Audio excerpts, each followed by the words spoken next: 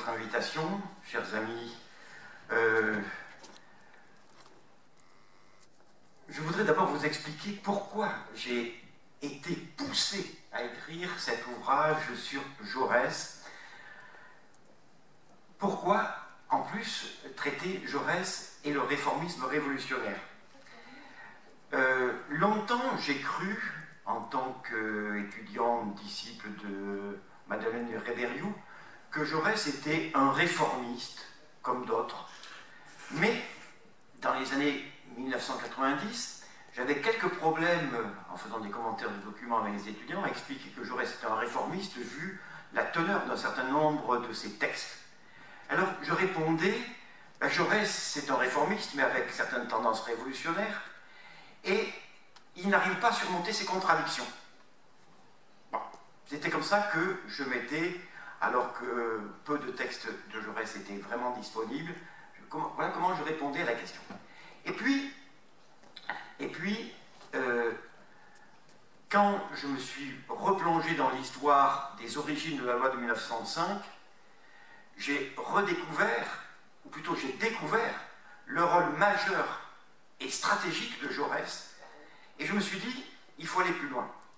Si bien que la campagne électorale de 2007, avec un Sarkozy citant 83 fois Jaurès, m'a mis la puce à l'oreille, et je me suis dit, il faut systématiquement reprendre l'analyse texte à l'appui dans l'ordre chronologique de production pour analyser l'évolution de la pensée de Jaurès. Et cela d'autant plus que les socialistes qui se présentent comme les héritiers putatifs de Jaurès depuis Léon Blum, qui s'est prétendu son plus grand disciple, ont, à mon avis, tellement rapetissé, tellement déformé, tellement caricaturé, tellement renié la pensée de Jaurès, qu'ils en ont facilité les récupérations. Aujourd'hui, une jeune historienne a dit Jaurès est devenu l'icône de l'imaginaire républicain. Mais cela n'est possible que parce que des historiens, des philosophes, des politiques ont réduit sa conception du socialisme à un simple idéal républicain de justice sociale, de lutte pour la paix. Beaucoup focalisent uniquement, je pense à Vincent Duclerc, sur son rôle dans la défense de Dreyfus ou son rôle dans la défense de la paix. Mais c'est oublier qu'il a été fondamentalement un militant anticapitaliste qui s'est déclaré socialiste collectiviste, que pour lui, les termes socialisme et communisme n'étaient simplement qu'un emboîtement dans l'évolution historique des sociétés, et c'est là ce que je vais chercher à vous démontrer, il a inventé, il a découvert, il a formulé, avant 1914, une voie française au socialisme démocratique dont sa mort, son assassinat, marque, pour ainsi dire, le début de l'oubli et du reniement.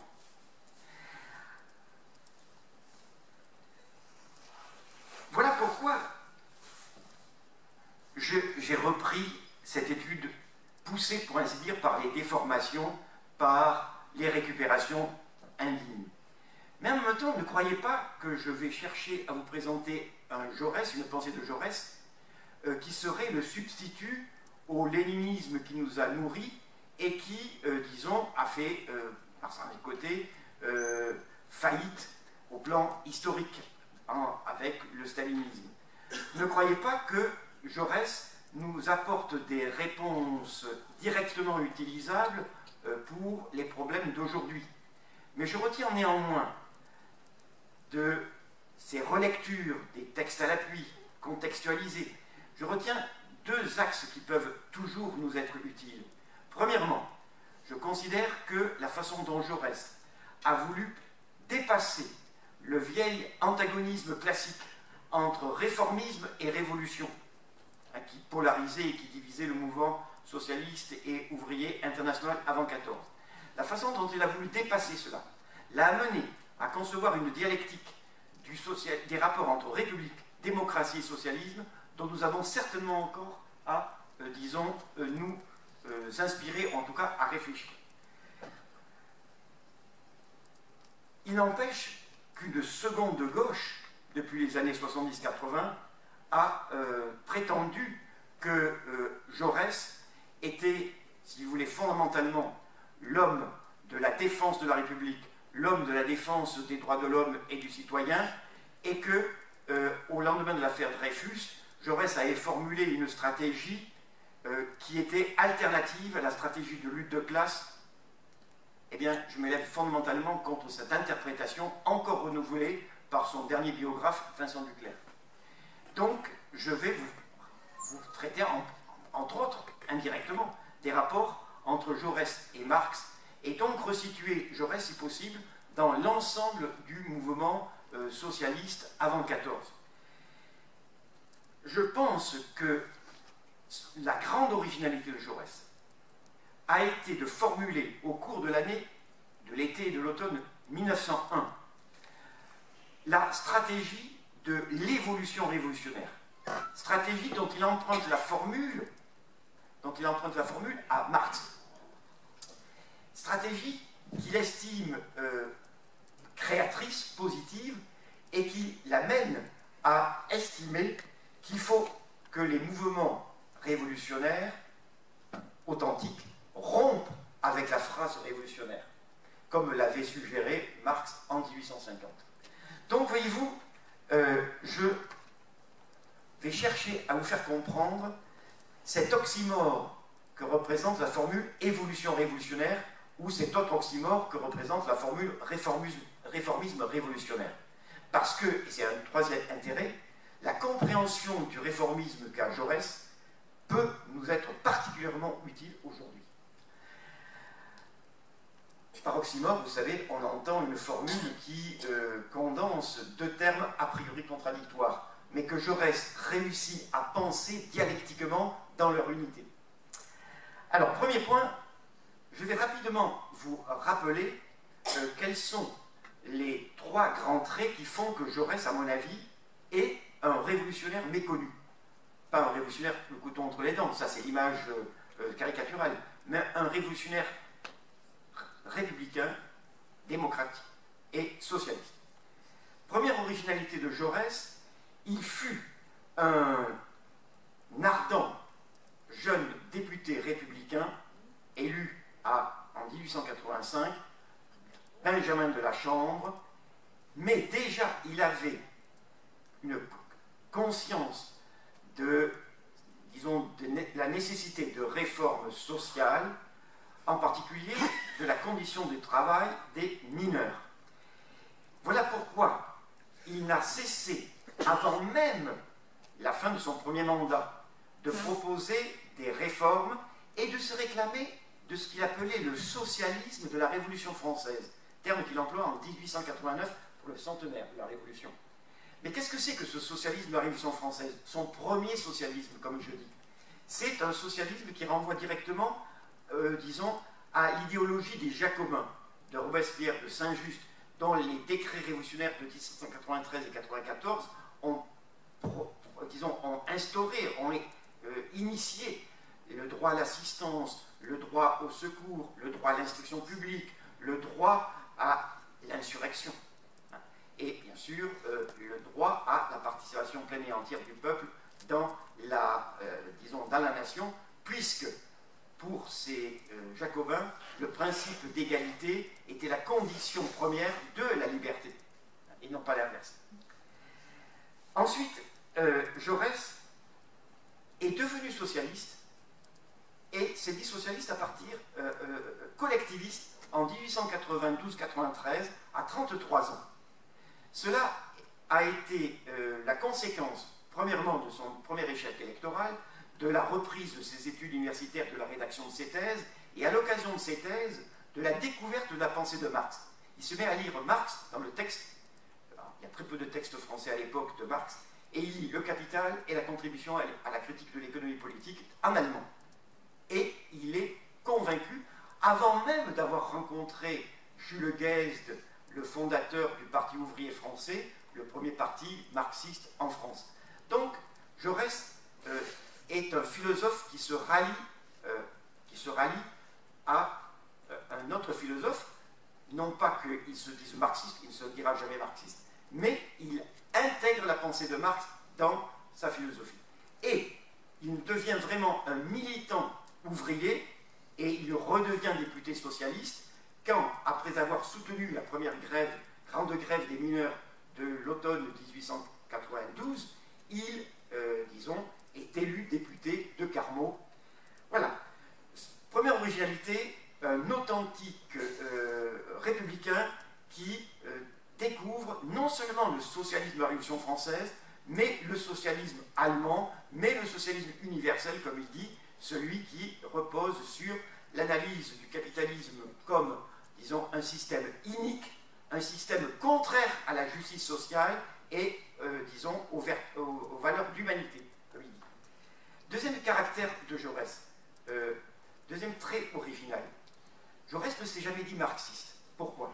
Parce qu'il avait élaboré, disons, avant d'avoir 30 ans, 32 ans, un système philosophique particulièrement conséquent et original dont on a perdu totalement trace. Jaurès, dans sa thèse principale, s'affirme un philosophe moniste. Qu'est-ce que ça veut dire? Ça veut dire que c'est un philosophe qui rejette les distinctions traditionnelles entre l'âme et le corps, entre la matière et l'esprit, entre la nature et l'humanité, entre l'univers et Dieu.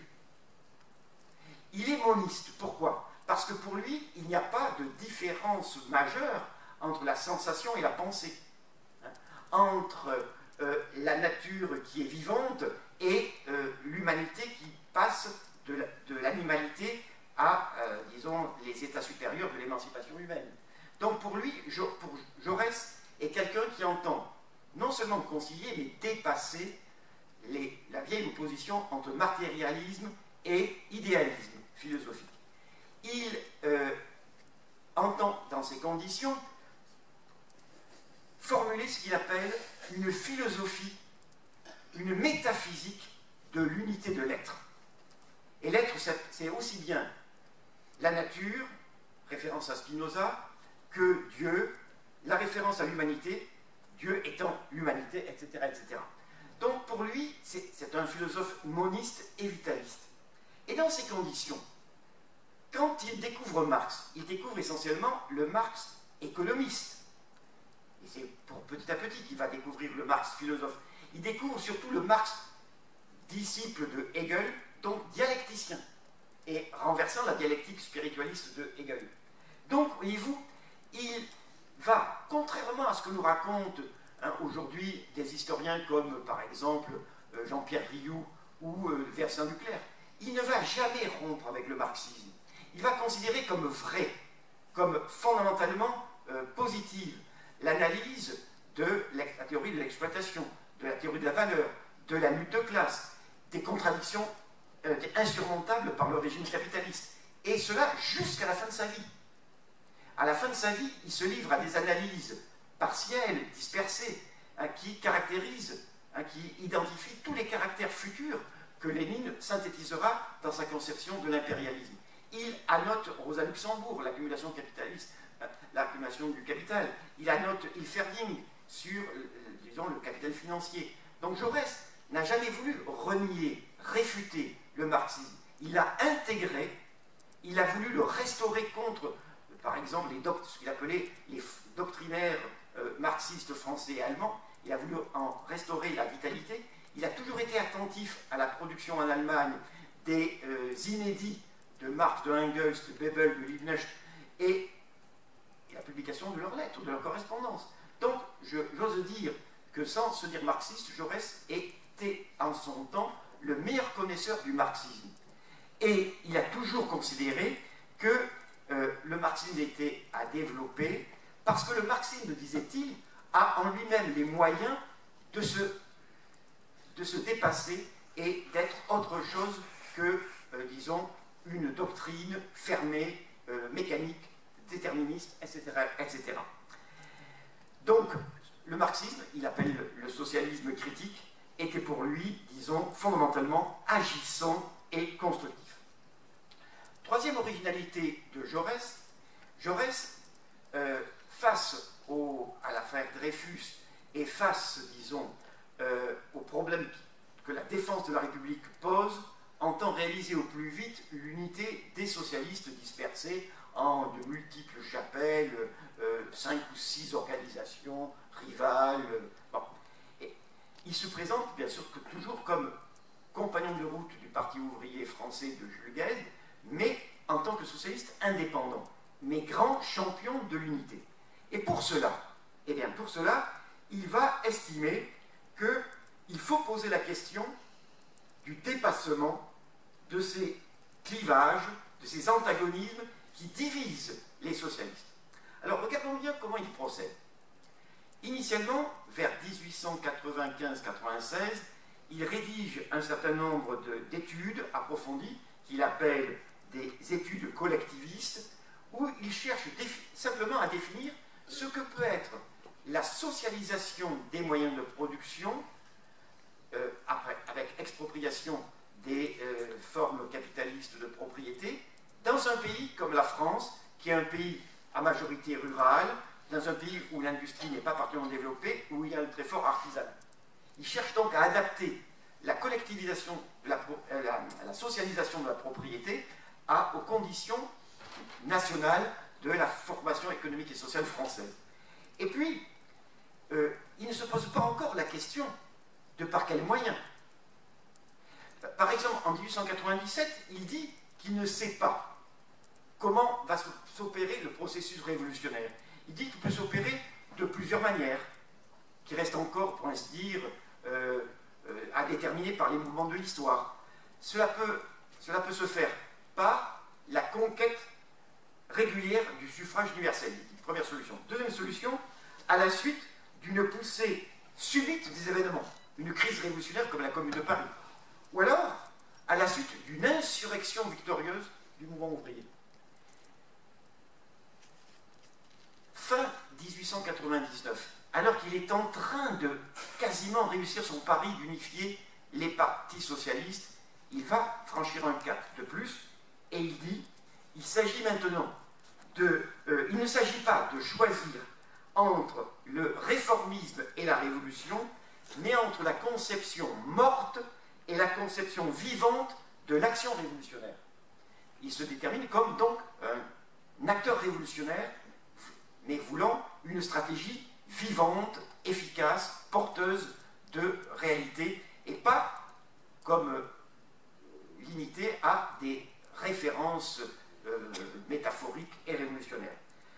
Il faut dire qu'il se situe dans un contexte exceptionnellement original, car les discussions réforme ou révolution, réforme et révolution, agitent tous les partis socialistes européens, et Jaurès ajoute, et agite même la conscience de chaque socialiste en lui-même, en son fort intérieur.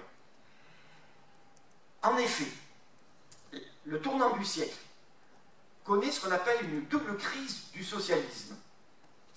Premièrement, une crise du révisionnisme, quand le social-démocrate Édouard Bernstein remet en cause les principes fondamentaux du marxisme, la concentration du capital, les lois de la paupérisation, les lois de l'exploitation. Jaurès va être le seul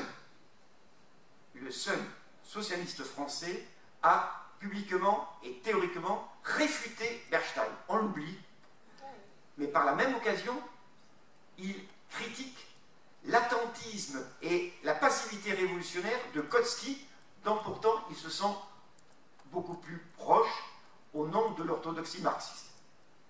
Mais deuxième crise qui partage, disons, la social-démocratie européenne.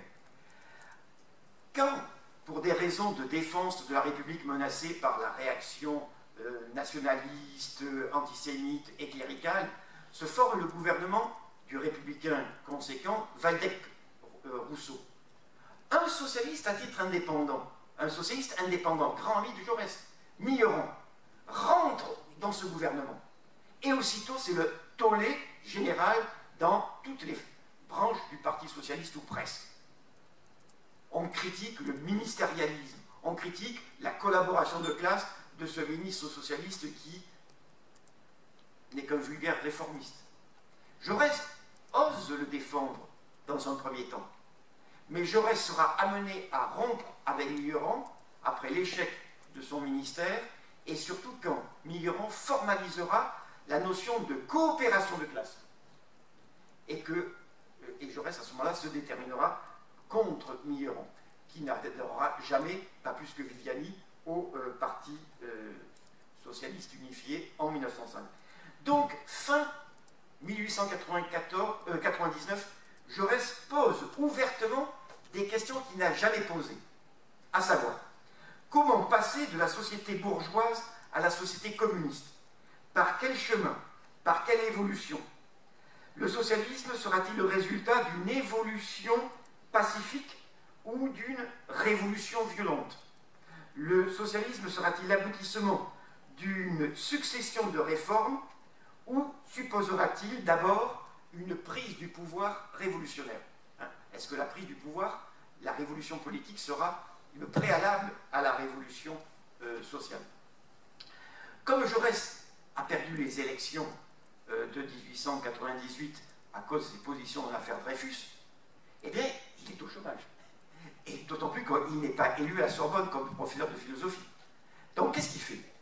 Il se met à rédiger cette fabuleuse histoire socialiste de la Révolution française. Il rédige les 4 premiers tomes de cette histoire de la France contemporaine. Et ça fait 2600 pages. Et dès l'introduction, il vous présente cette histoire extrêmement originale, novatrice, au plan y compris des thèses historiques qu'il développe. Il vous présente cette histoire socialiste de la Révolution française comme marxiste à la lumière de Marx et mystique à la lumière de Michelet. Parce qu'il intègre fondamentalement le rôle des idéologies et le rôle des personnalités dans le mouvement historique.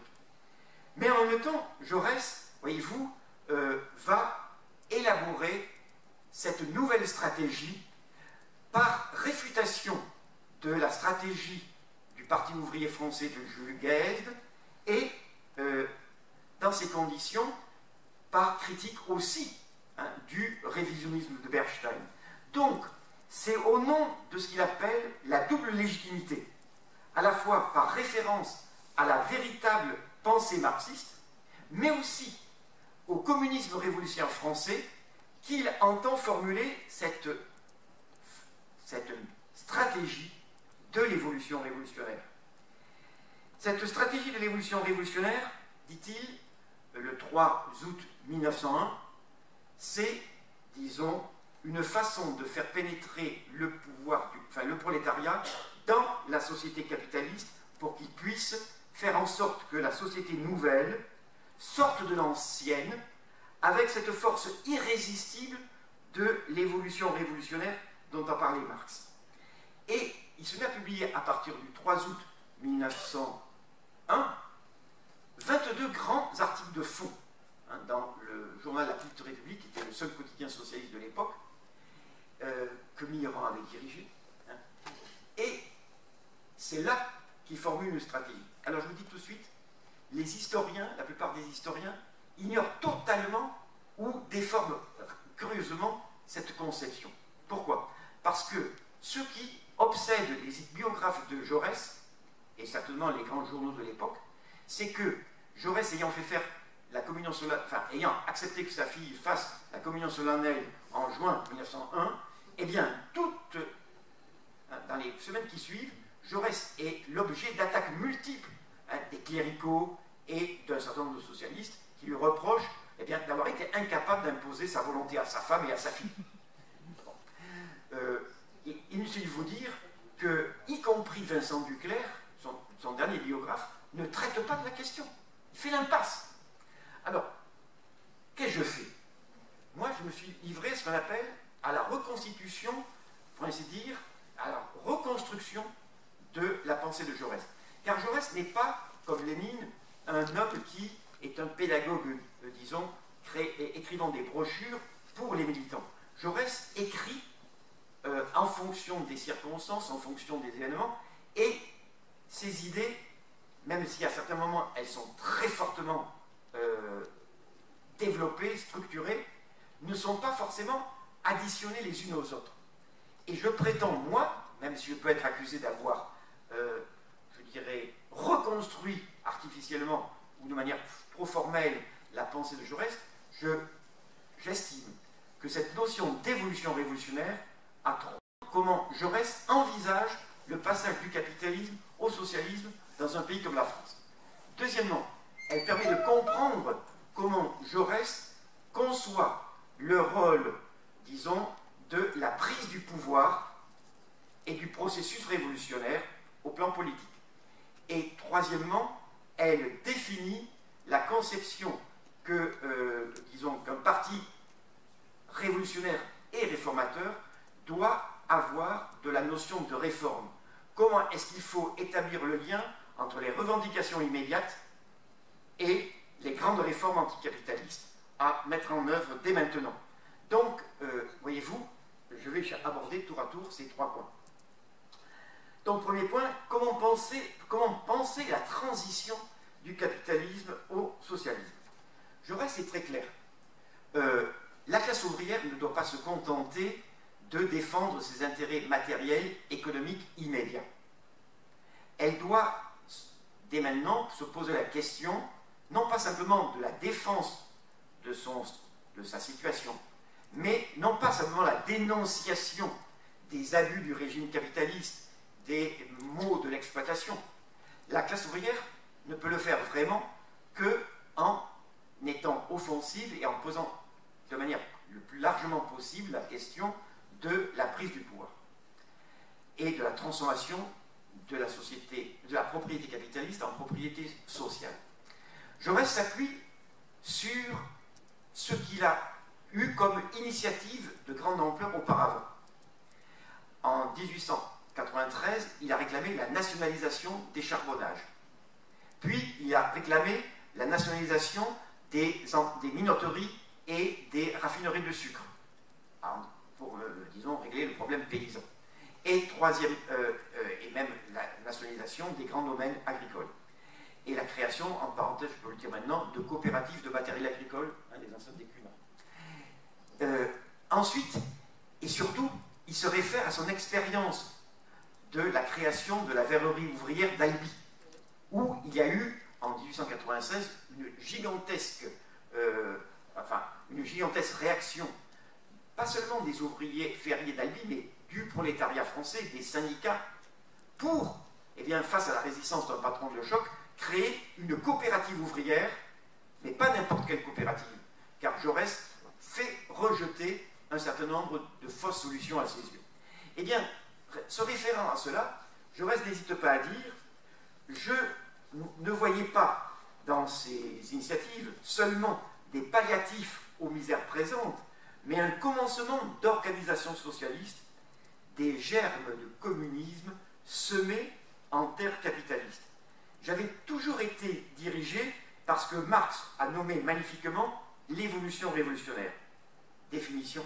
Elle consiste, selon moi, à introduire dans la société d'aujourd'hui des formes de propriété qui la démentent et qui la dépassent, qui annoncent et préparent la société nouvelle et par leur force organique actent la disparition du monde ancien.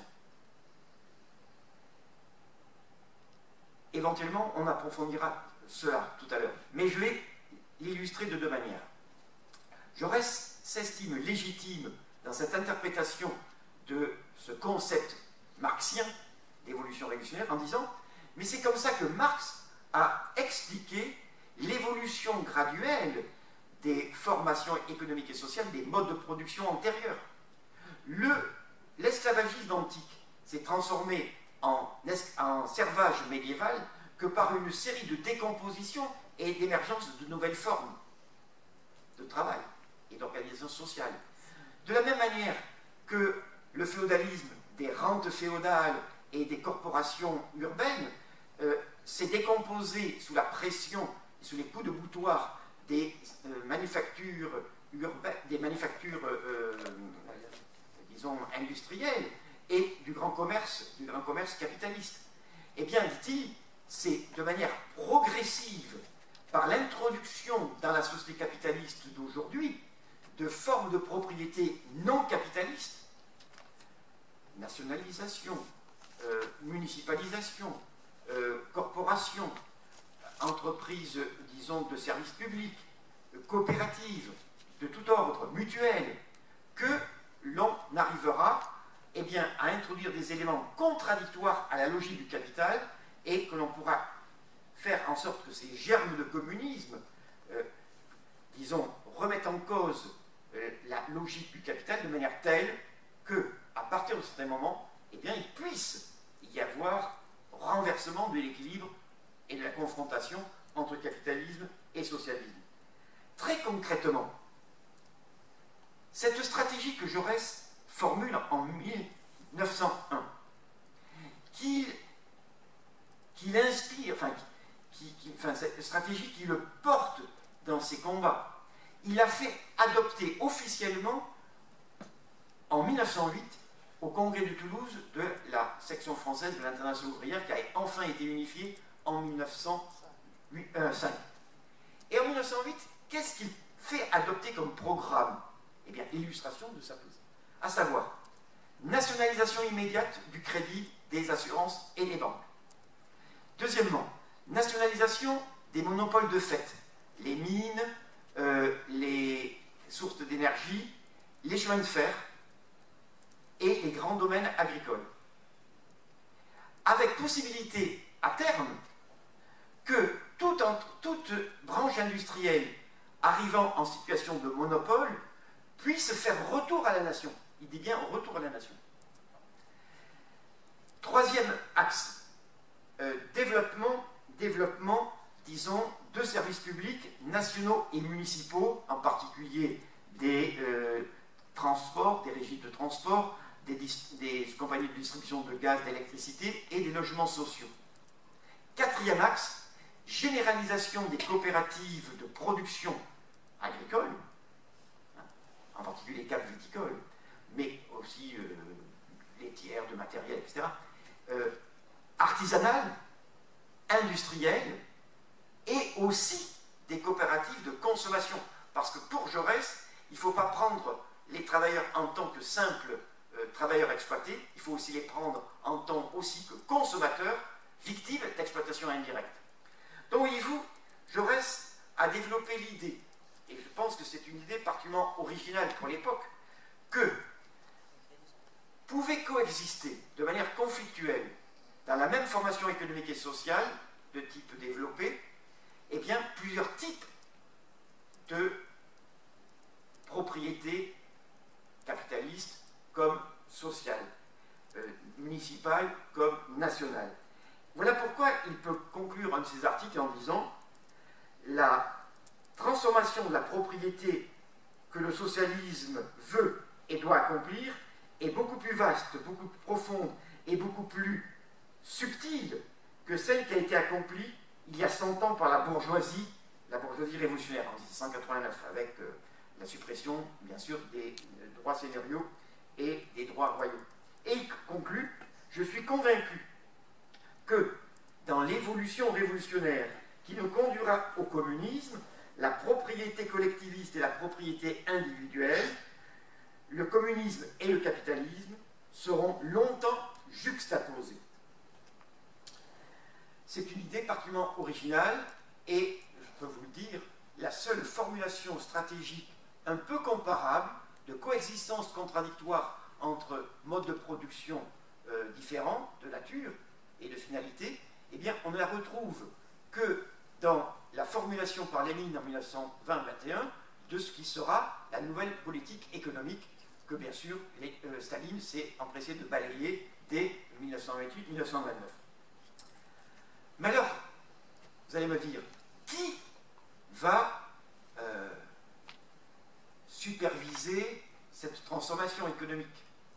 Qui va, pour ainsi dire, contrôler cette socialisation progressive? C'est l'État démocratique. Oui. Mais pas seulement. C'est aussi la démocratie économique et sociale des travailleurs.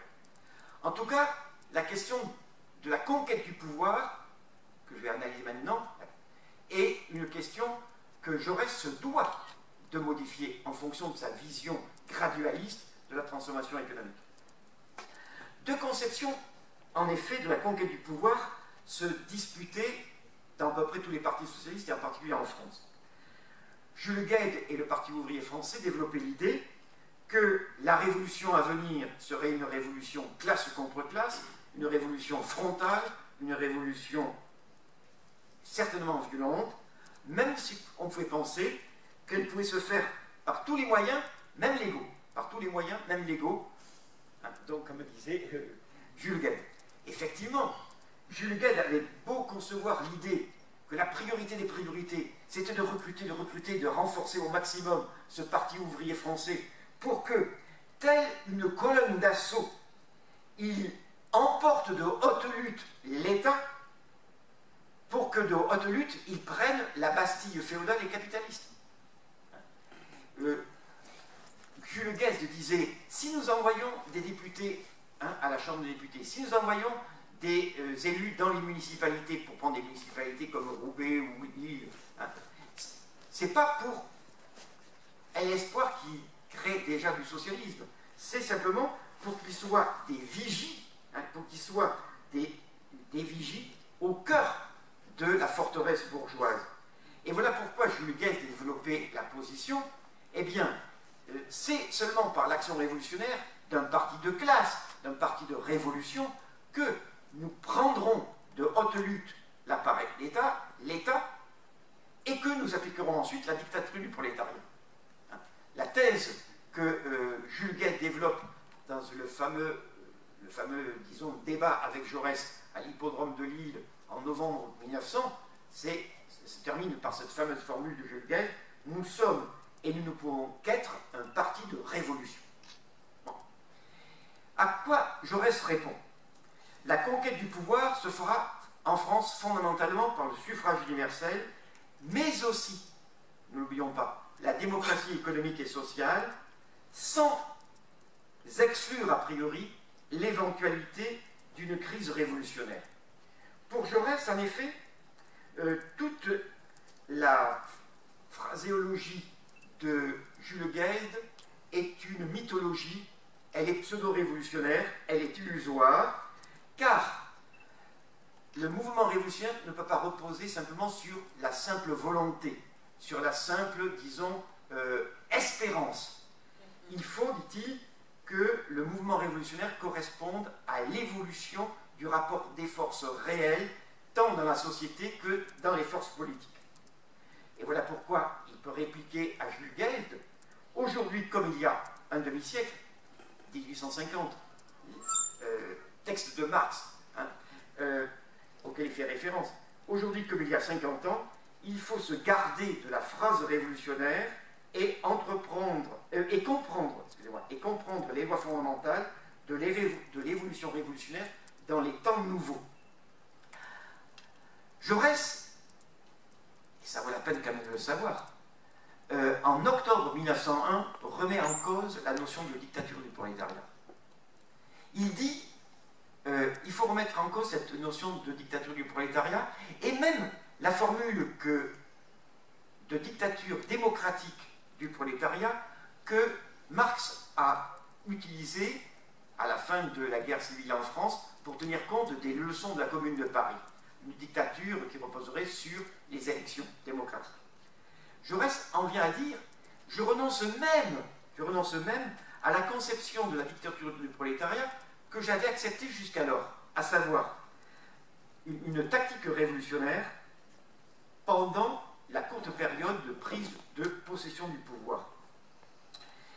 En effet, dit-il, la dictature du prolétariat n'apportera pas plus de puissance, pas plus d'autorité, pas plus de force aux forces révolutionnaires qu'elle n'en avait au moment de l'arrivée au pouvoir.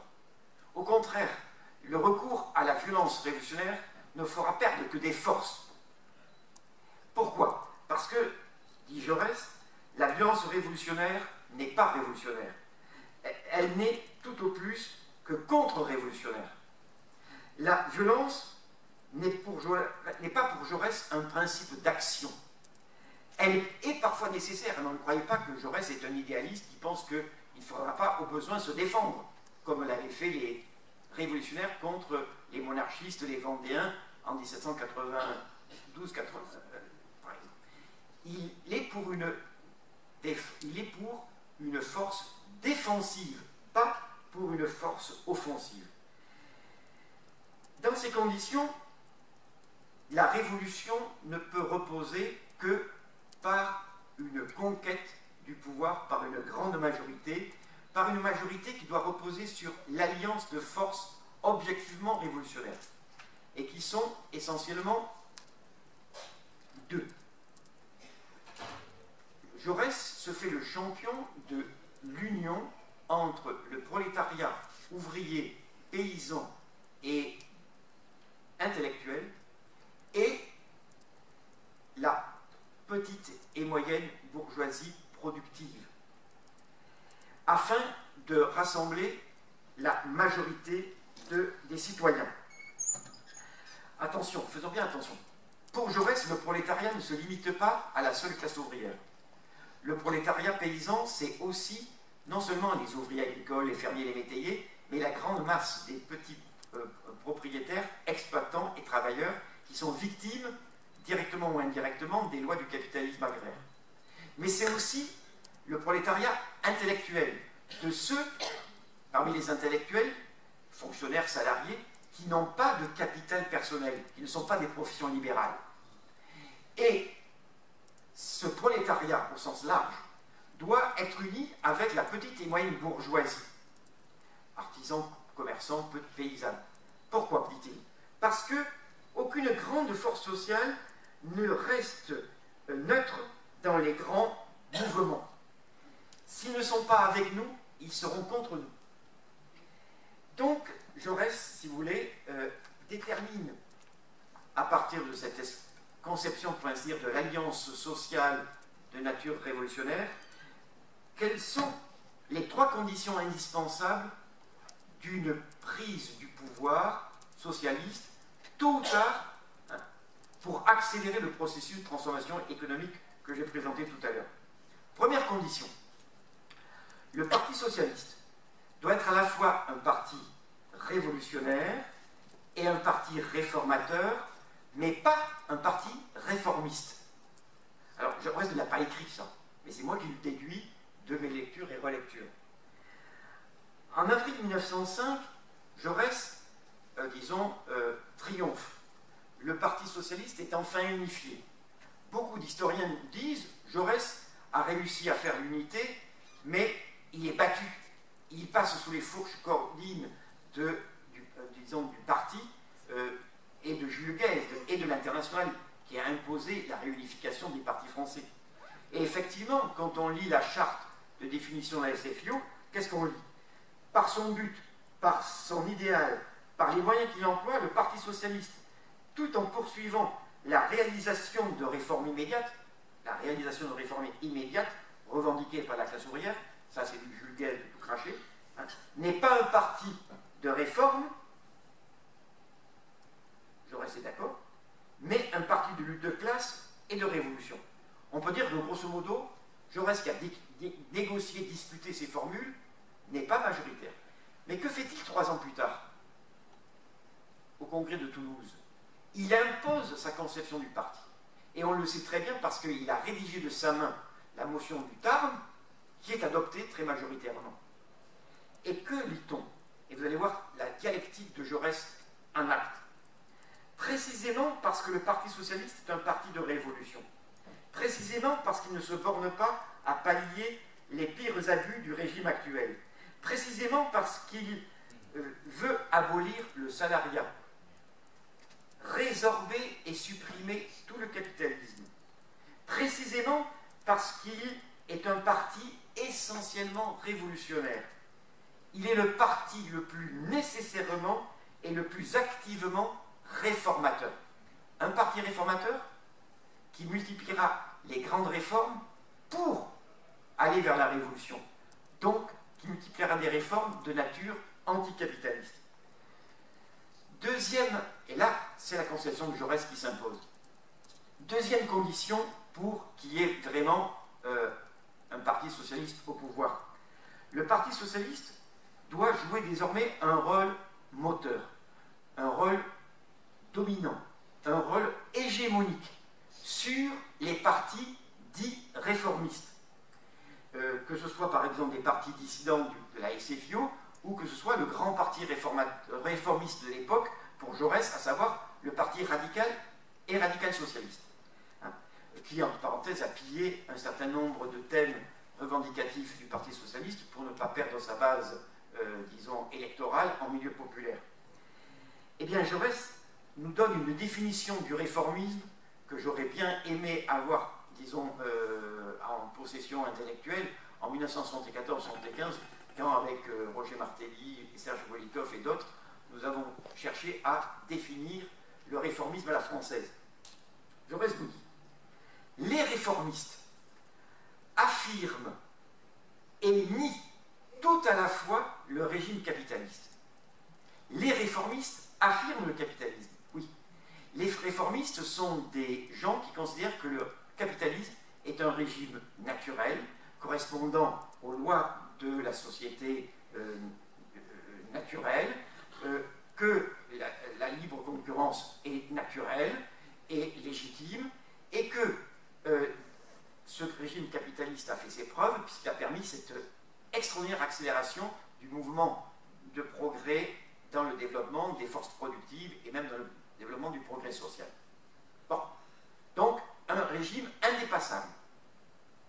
Mais, en même temps, les réformistes nient le régime capitaliste. Pourquoi? Parce qu'ils en condamnent les excès, parce qu'ils en condamnent les abus, ce qu'ils appellent, eh bien, les aspects négatifs, et qui croient que l'on peut réformer ce capitalisme, qu'on peut le moraliser.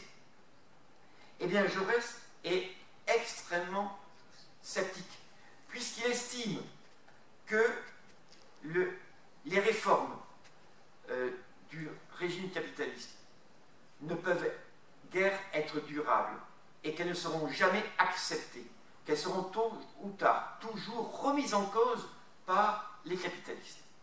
Jaurès développe l'idée que tout au plus les réformes doivent être des conquêtes ouvrières et qu'à partir de ces conquêtes, on peut les prendre pour point d'appui pour des conquêtes plus hardies, pour des conquêtes qui remettent de plus en plus en cause la logique du capitalisme. Jaurès a une position extrêmement précise. Il développe l'idée qu'un parti socialiste digne de ce nom doit non seulement prendre en compte toutes les réformes, toutes les aspirations immédiates, toutes les revendications immédiates des travailleurs, augmentation des salaires, amélioration des conditions de vie, droits sociaux, mais que, en même temps, un parti socialiste digne de ce nom doit dès maintenant mettre les moindres revendications et les moindres réformes à conquérir en perspective révolutionnaire, en perspective de transformation. Donc il faut poser dès maintenant des questions comme les nationalisations, comme par exemple les retraites ouvrières, les associations, enfin la création, disons, d'une sécurité sociale, j'y reviendrai, la création surtout d'une gestion démocratique qui puisse anticiper, qui puisse révéler quel est l'esprit du socialisme auquel on compte aspirer. Donc voyez-vous, Jaurès développe cela.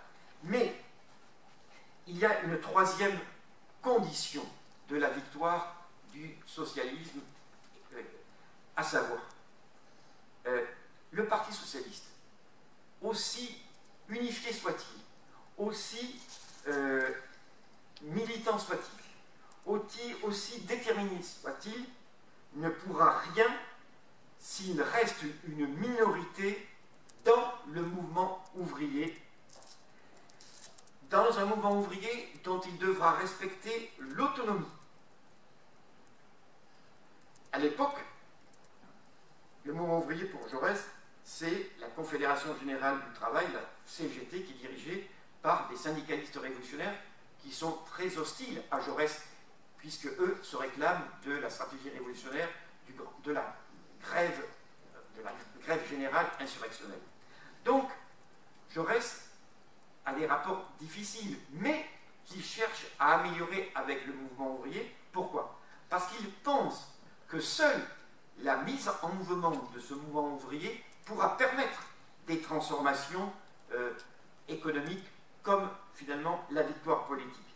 Donc, voyez-vous, Jaurès estime qu'il faut respecter ce mouvement ouvrier qui incarne certes l'unité du prolétariat, classe ouvrière, mais qui ne peut pas être autosuffisant. Donc Jaurès estime que le Parti socialiste doit à la fois être actif dans ce mouvement ouvrier, mais aussi extérieur. Donc Jaurès estime que si ces trois conditions sont réunies, eh bien, la conquête du pouvoir pourra se faire de façon démocratique. Et là, se référant à, disons, des analyses tardives de Engels, Jaurès développe l'idée, c'est la conquête légale de la démocratie qui devient la méthode souveraine de révolution. C'est la conquête légale de la démocratie qui devient la méthode souveraine de révolution. Jaurès a deux conceptions de la démocratie, particulièrement articulées et dialectiquement liées, à savoir, il faut qu'il y ait progrès et développement de la démocratie politique, car la démocratie politique, c'est l'expression de la souveraineté politique des citoyens. Mais celle-ci reste formelle si elle n'est pas complétée par la démocratie économique et sociale, qui est la forme substantielle de la démocratie et de la souveraineté du travail. Car à côté de la souveraineté politique des citoyens, il faut qu'il y ait souveraineté du travail dans les entreprises comme dans l'État. Notion extraordinairement novatrice à l'époque, et passée sur la trappe, abandonnée par tout le mouvement ouvrier, pour ainsi dire. Jaurès, voyez-vous, en conclut que si cela, disons, est bien compris, et je vais expliquer dans ma dernière partie ces notions de souveraineté politique et de souveraineté économique, Jaurès conclut un de ses grands articles par cette formule, non, ce n'est ni par un coup de main, ni même par un coup de majorité que nous ferons surgir l'ordre nouveau. Il ne s'agit pas seulement de conquérir une majorité, il faut créer une dynamique populaire pour, disons, changer le régime. Alors, dans ces conditions, je m'excuse, je suis un peu long, je m'excuse, ça va être assez court, je vais donc, dans un dernier point, développer ce que Jaurès entend par réforme révolutionnaire à mettre en œuvre dès maintenant dans le monde capitaliste qui l'entourait vers 1900. Jaurès estime que les réformes n'étant pas des adoucissants, ni des palliatifs, elles doivent être des préparations.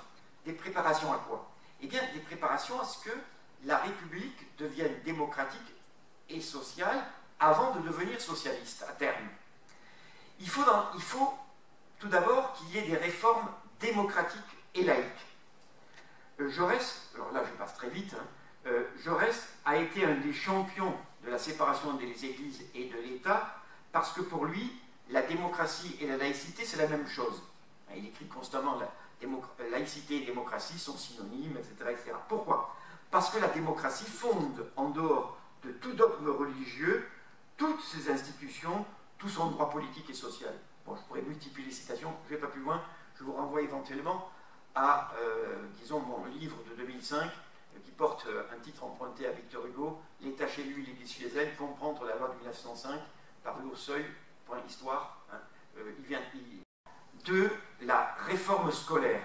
Songez qu'en 1904, il s'en est fallu d'un rien qu'il fasse adopter l'idée de la disparition du dualisme scolaire et de l'intégration dans un service public unifié d'éducation publique des écoles religieuses. Et c'est quelqu'un comme Clémenceau et Ferdinand Buisson des dirigeants radicaux qui ont fait échouer le projet, que même le Grand Orient de France défendait. Et voilà pourquoi la loi Fallou n'a pas été abrogée, pourquoi le dualisme scolaire se perpétue aujourd'hui encore, renforcé par la loi Debré. Mais Jaurès ne voulait pas simplement réunifier, il veut surtout démocratiser le système scolaire français. C'est lui qui a lancé les idées disons, d'un enseignement moderne, d'un enseignement secondaire moderne. Et même, il a posé deux questions en pionnier, à savoir la question de la formation professionnelle et la question de l'éducation populaire. Il fallait réformer les programmes, disait-il, parce qu'on ne pouvait pas donner aux enfants du peuple la même culture que celle qu'on donnait, disons, celle des humanités que l'on donnait aux enfants de la bourgeoisie. Mais il fallait au minimum leur donner une culture équivalente.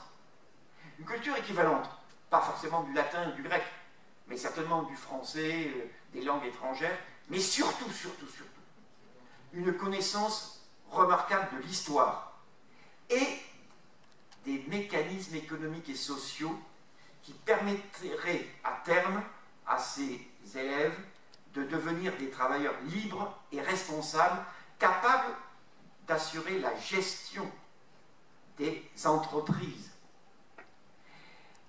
Pour émanciper, pour élever le niveau culturel, eh bien, Jaurès demande aux instituteurs et aux professeurs de développer l'éducation populaire. Bon, je passe. Mais l'instruction professionnelle, pour lui, ne doit jamais être une simple formation au métier. Ce doit être une formation, eh bien, à la maîtrise disons, de la production et du travail en entreprise. Ce sur quoi je veux insister, comme réforme démocratique, c'est sur les réformes politiques. Jaurès aurait pu se contenter de dire, eh bien, il faut développer le suffrage universel. Mais il dit, il ne faut pas seulement cela. Il faut développer et systématiser à tous les niveaux la représentation proportionnelle. Pourquoi? Parce que la représentation proportionnelle est la seule qui soit légitime et démocratique.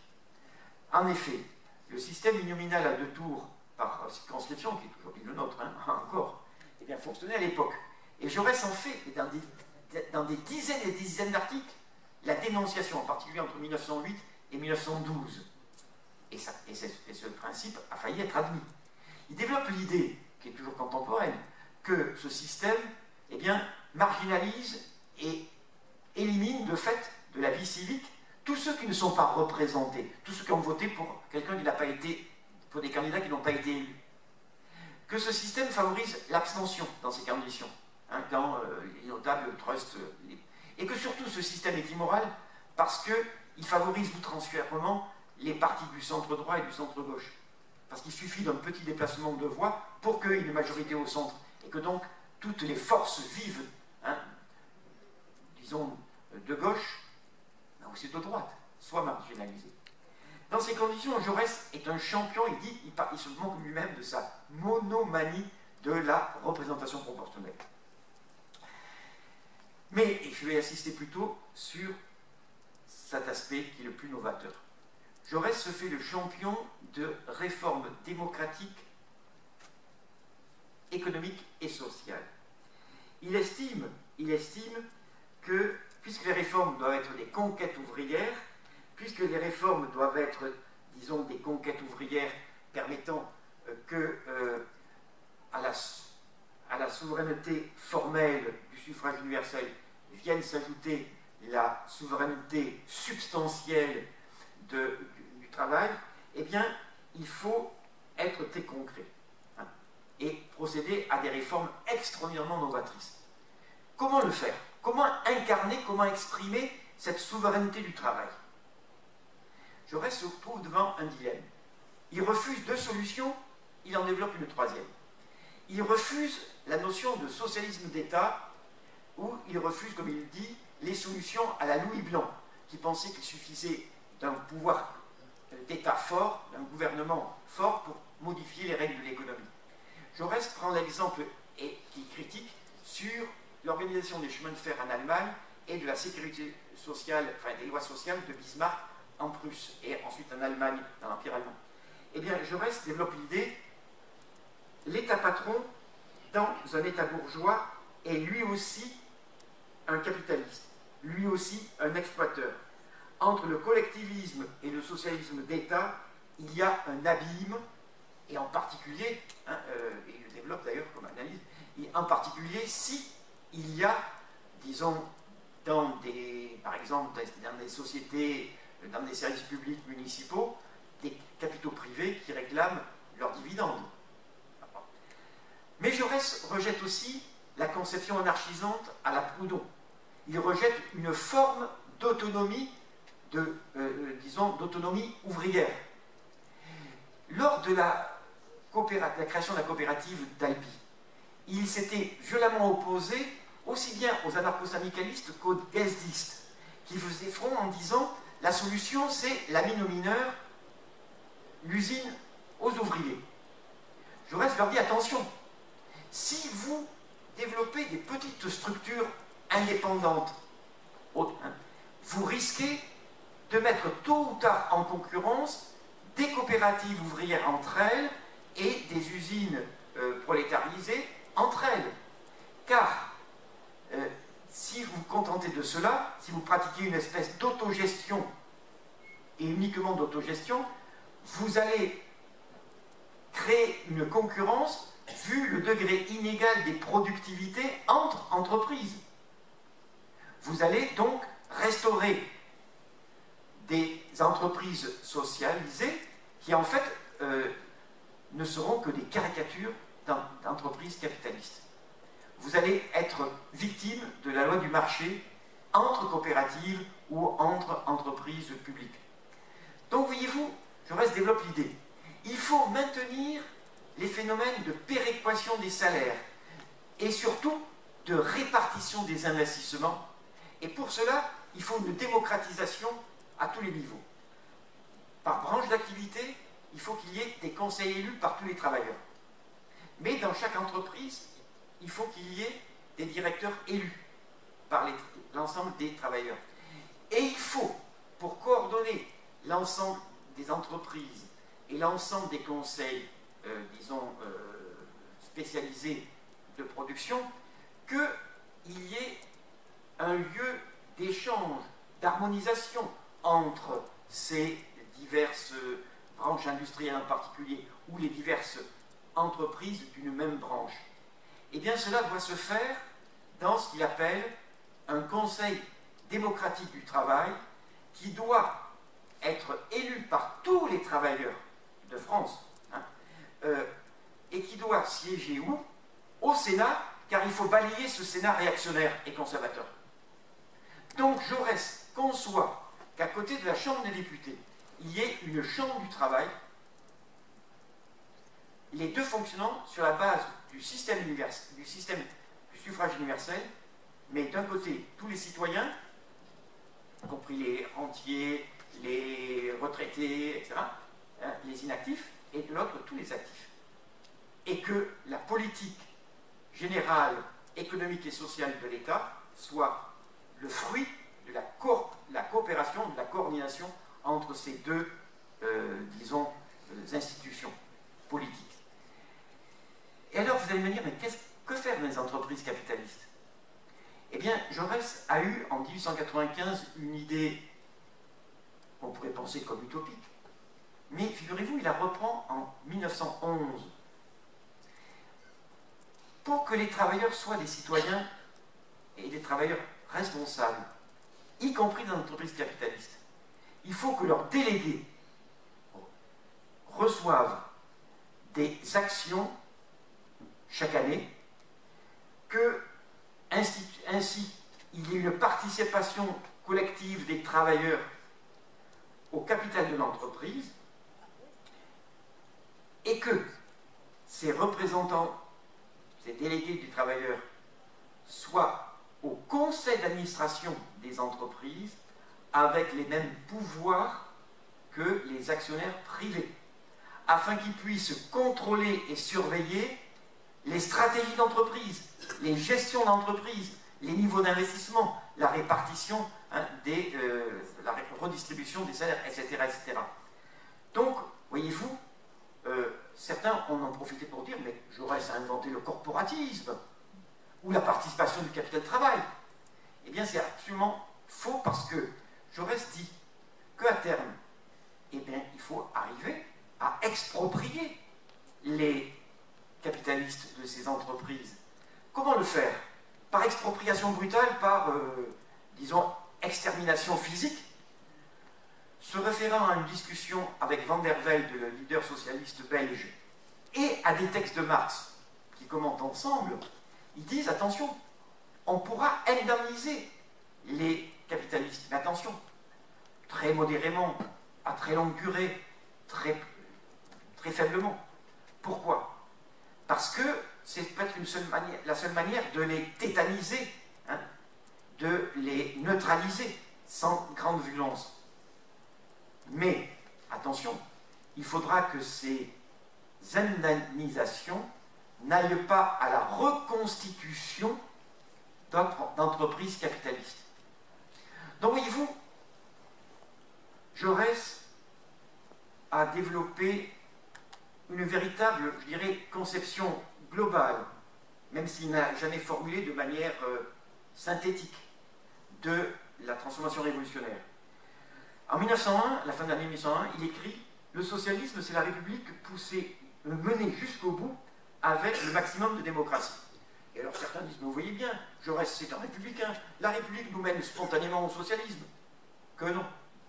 Jaurès nous dit ouvertement « La République sera démocratique, puis elle sera sociale, puis elle sera socialiste. » Et à preuve, toujours dans le même article, il dit « La République bourgeoise doit se développer à une série de formes politiques et sociales toujours plus démocratiques et toujours plus populaires, antécédents nécessaires ou probables de la République socialiste. » Donc voyez-vous, Jaurès considère qu'il faut qu'il y ait, au cours de ce processus de révolution économique et politique, transformation du qualitatif en quantitatif et inversement.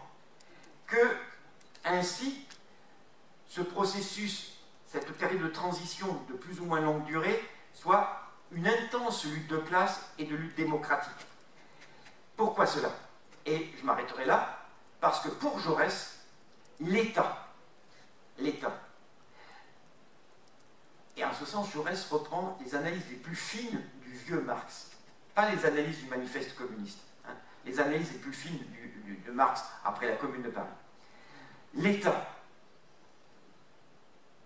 n'est pas un simple instrument de domination d'une classe ou d'une fraction de classe. Jaurès écrit, hein, dans l'Armée nouvelle, « Il n'y a jamais eu d'État qui ne soit purement et simplement un État de classe.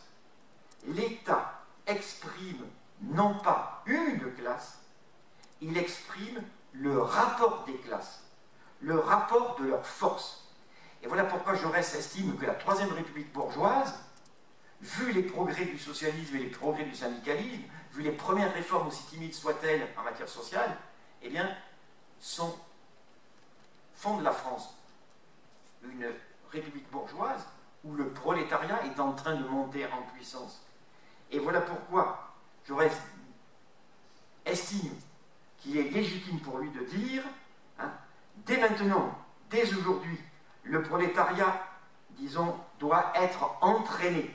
Le prolétariat doit être éduqué, organisé, non seulement par la propagande théorique ou verbale, mais par l'éducation des faits, par les évolutions progressives. Et voilà pourquoi il termine un de ses articles, et moi je terminerai mon exposé par cette formule. Nous n'accepterons pas qu'on oppose l'action d'aujourd'hui à l'action d'après-demain. Nous n'accepterons pas que l'on oppose l'esprit révolutionnaire et l'action réformatrice du parti. Je laisse.